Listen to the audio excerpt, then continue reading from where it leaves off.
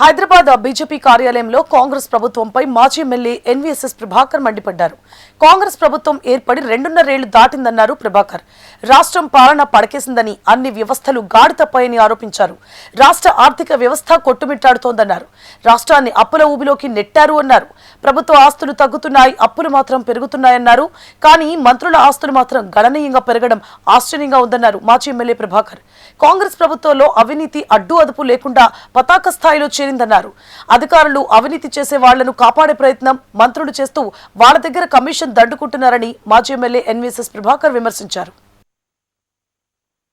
తెలంగాణ రాష్ట్రంలో కాంగ్రెస్ ప్రభుత్వం 23 డిసెంబర్లో ఏర్పడటం, ఆ తర్వాత క్రమం కాలంలో 2.5 సంవత్సరాలు పూర్తి చేసుకుంది.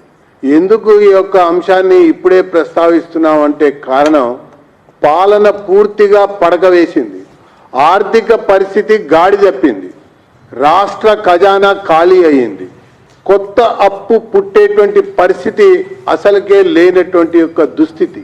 ఎఫ్ఆర్బిఎం పెంచుకుంటూ పోయినా కూడా దయనీయమైనటువంటి స్థితిలో ఆర్థిక పరిస్థితి కొట్టుమిట్టాడుతోందన్నటువంటిది నగ్న సత్యం, నిజ స్వరూపం కూడా.